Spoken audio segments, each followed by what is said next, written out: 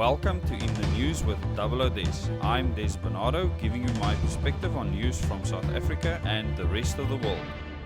In the past, we did a news report specifically on the COVID-19 predictions, and there were many tables that Minister Willem Kiesie actually presented to NCOB, and we said at the time that he said that he made a mistake with one of the slides when he said that we might go that the hotspots might remain at level 4 lockdown instead of going to level 3. They obviously backtracked because it took a while and there were contradictions that they made between this presentation that he's making to the NCOB, the National Council of Provinces, and what he was actually saying in the media and what President Cyril Ramaphosa actually said when addressing the nation. That said that the entire country will be going to level 3. And this obviously made big news, and I highlighted all of this to you. And I brought the entire evolution. But I said at the time, I'll get back to you because the predictions they were making, I said, was absolutely insane. We were at that stage at about 1,000 COVID-19 or registered COVID-19 deaths. Whether those are accurate or not is irrelevant with regards to this specific article. And this article is also in News 24, the government's favorite propaganda machine. The headline of the article says that the positive COVID-19 cases stand at 76,334 and the death toll has risen to 1,625. But the key point I want to make, and going back to my previous article, is the fact that I would say in the middle of June I'm going to come back to you, because they said in June that we would hit 20,000 deaths, and this was their most conservative prediction. Conservative. The highest was close on 40,000. Now I've seen how they've wangled and changed their figure since, because it's obviously a huge embarrassment, these prediction models that they've been using to try and put fear into us, and besides that actually curb our freedom. And they're saying they have the constitutional right to do that because they're trying to protect our lives, and in the constitution, protection of lives is currently seen above that of our freedom, and this is a mistake, by the way. This is something that needs to be fixed and seriously looked at. Government should just be protecting our rights, and it's not the job to protect our lives directly in making legislation that takes our freedom away. If they protect our rights, they will also protect our lives, and that's where it should end. But our government has now got overreach.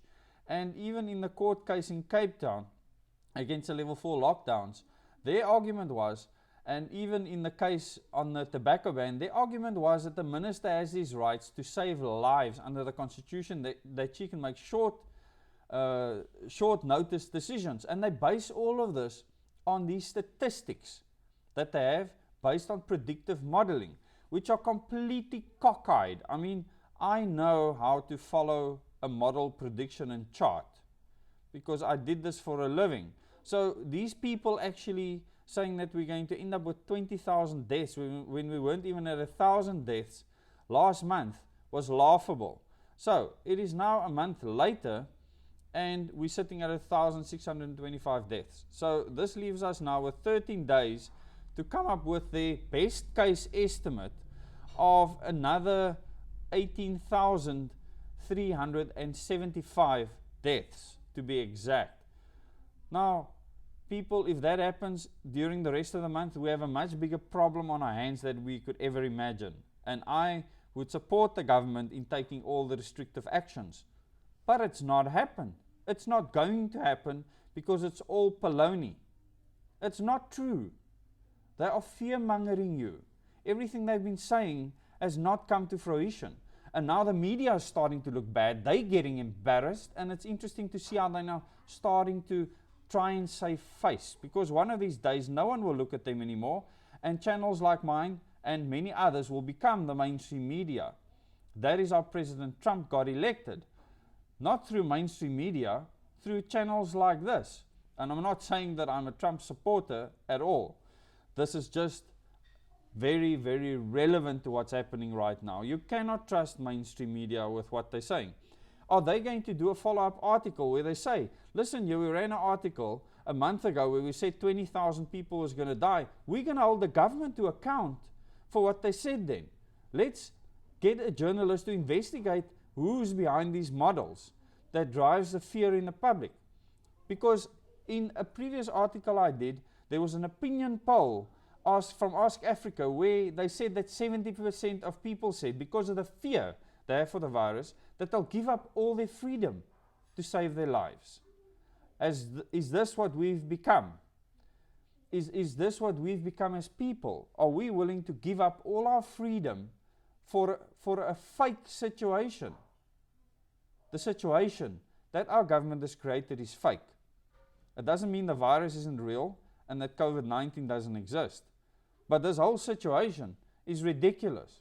And there's judges in court looking at it and thinking, these people are mad, that have declared level 3 and 4 lockdown completely unconstitutional. And I agree with them 100%. Look out for the next article to see what the next best trick is for COVID-19. You are now going to get stabbed and injected for $150.